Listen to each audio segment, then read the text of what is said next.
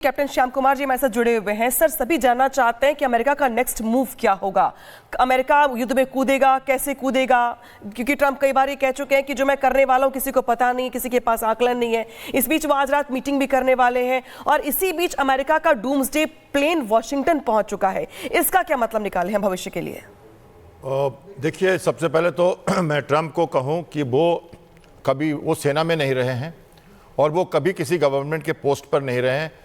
Rare president हैं वो ऐसे जो आए हैं। और पिछले टर्म में हमने देखा वो बूट्स ऑन ग्राउंड पे विश्वास नहीं करते, सोशल मीडिया पे वॉरफेयर करते रहते हैं। और उनके जाने के बाद जो बाइडेन के टाइम में काफ़ी सारी लड़ाइयाँ शुरू हुई जो अब चल रही हैं। टैरिफ लगाए आते आते उन्होंने, और उसके साथ साथ उन्होंने एक अच्छा डिप्लॉयमेंट तीनों कैरियर का और अपने B-2 बॉम्बर का कर दिया था अप्रैल में, और 60 दिन का समय लिया और वो फर्स्ट वीक ऑफ जून में 60 दिन खत्म हुआ। 61वें दिन लड़ाई शुरू हो गई। एक साल से इजराइल तैयारी कर रहा था। जब पिछली बार लड़ाई हुई थी अप्रैल में दोनों के बीच में, तो 100 मिसाइल दाग के ईगो सेटिस्फाई करके ईरान का इजराइल चुप हो गया था। उस समय सही नहीं था, HHH का फैक्टर था, इसलिए वो तब लड़ रहा था। अब वो आया है तो एक ऑब्जेक्टिव से आया है, missile enrichment, atomic enrichment plant को ध्वस्त करना, और दूसरी ऑब्जेक्टिव है कि उनके मिसाइल्स को ध्वस्त करना, और तीसरा आप कहते हैं रेजिम को चेंज करना। स्टैंड बाय मोड पे अमेरिका है, स्टैंड बाय मोड पर अमेरिका है। कैप्टन श्याम कुमार, आप बहुत महत्वपूर्ण बात कर रहे हैं यहाँ पर, लेकिन एक मुझे ब्रेकिंग के लिए आपको माफी के साथ रोकना होगा।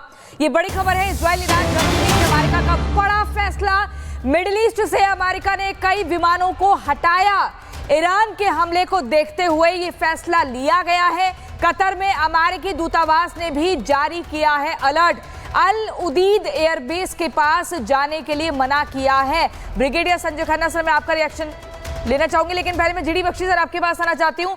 ये बड़ी खबर है, ईरान के हमले को देखते हुए अमेरिका ने बड़ा फैसला लिया है। सर, इस फैसले के क्या कुछ मायने निकाले जाए? ईरान ने बड़ा क्लियर कह दिया है कि अगर अमेरिका जंग में कूदेगा तो हमने अपने कई बैलिस्टिक मिसाइल संभाल के रखे हैं कि उसके जो जहां फौजी ठिकाने हैं, दूतावास वगैरह हैं, उनको हम हिट करेंगे।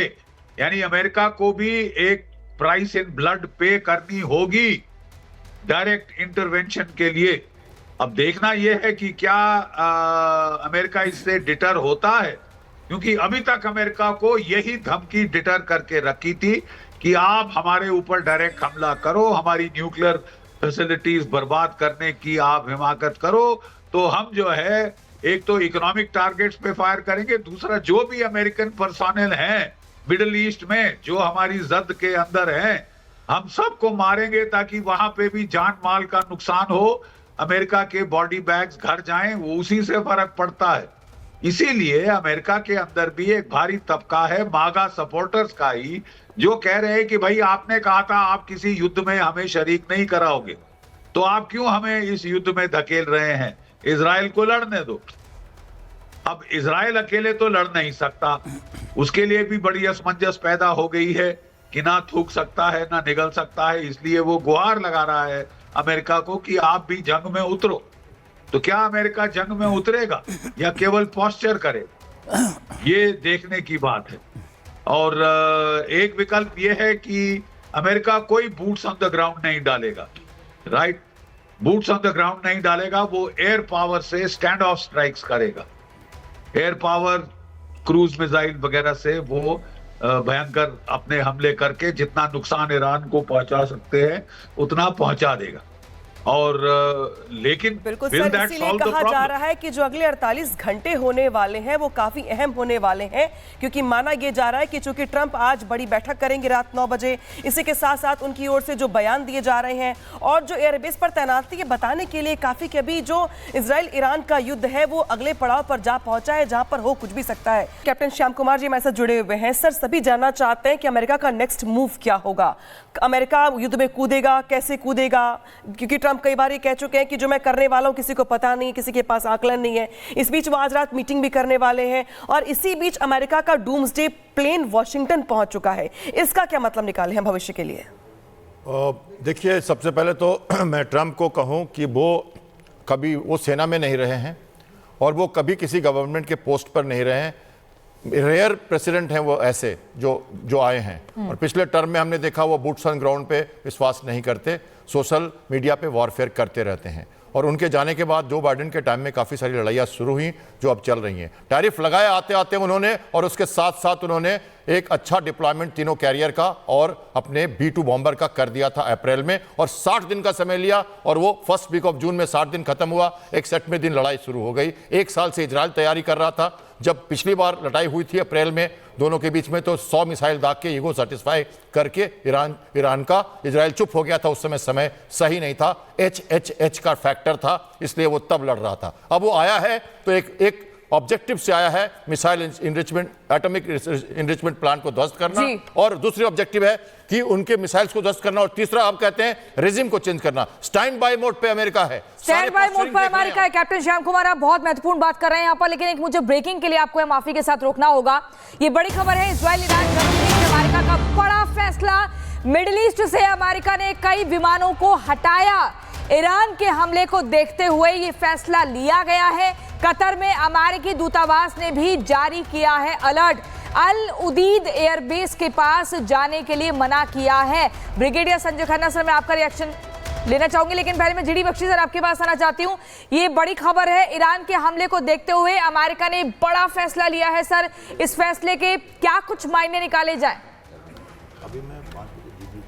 ईरान ने बड़ा क्लियर कह दिया है कि अगर अमेरिका जंग में कूदेगा तो हमने अपने कई बैलिस्टिक मिसाइल संभाल के रखे हैं कि उसके जो जहां फौजी ठिकाने हैं, दूतावास वगैरह हैं, उनको हम हिट करेंगे। यानी अमेरिका को भी एक प्राइस इन ब्लड पे करनी होगी डायरेक्ट इंटरवेंशन के लिए। अब देखना यह है कि क्या अमेरिका इससे डिटर होता है, क्योंकि अभी तक अमेरिका को यही धमकी डिटर करके रखी थी कि आप हमारे ऊपर डायरेक्ट हमला करो, हमारी न्यूक्लियर फैसिलिटीज बर्बाद करने की आप हिमाकत करो, तो हम जो है एक तो इकोनॉमिक टारगेट्स पे फायर करेंगे, दूसरा जो भी अमेरिकन पर्सोनेल हैं मिडिल ईस्ट में जो हमारी जद के अंदर हैं, हम सबको मारेंगे ताकि वहां पे भी जान माल का नुकसान हो, अमेरिका के बॉडी बैग्स घर जाएं, वो उसी से फर्क पड़ता है। इसीलिए अमेरिका के अंदर भी एक भारी तबका है मागा सपोर्टर्स का ही, जो कह रहे हैं कि भाई आपने कहा था आप किसी युद्ध में हमें शरीक नहीं कराओगे, तो आप क्यों हमें इस युद्ध में धकेल रहे हैं? इजराइल को लड़ने दो। अब इजराइल अकेले तो लड़ नहीं सकता, उसके लिए भी बड़ी असमंजस पैदा हो गई है कि ना थूक सकता है ना निगल सकता है, इसलिए वो गुहार लगा रहा है अमेरिका को कि आप भी जंग में उतरो। तो क्या अमेरिका जंग में उतरेगा या केवल पोस्चर करेगा, ये देखने की बात है। और एक विकल्प ये है कि अमेरिका कोई बूट्स ऑन द ग्राउंड नहीं डालेगा, right? Boots on the ground नहीं डालेगा, वो एयर पावर से स्टैंड ऑफ स्ट्राइक्स करेगा। एयर पावर, क्रूज मिसाइल वगैरह से वो भयंकर अपने हमले करके जितना नुकसान ईरान को पहुंचा सकते हैं उतना पहुंचा देगा। और लेकिन बिल्कुल सर, इसीलिए कहा जा रहा है कि जो अगले 48 घंटे होने वाले हैं वो काफी अहम होने वाले हैं, क्योंकि माना यह जा रहा है कि चूंकि ट्रंप आज बड़ी बैठक करेंगे रात 9 बजे, इसी के साथ साथ उनकी ओर से जो बयान दिए जा रहे हैं और जो एयरबेस पर तैनाती है बताने के लिए काफी कि अभी जो इजराइल ईरान का युद्ध है वो अगले पड़ाव पर जा पहुंचा है, जहां पर हो कुछ भी सकता है।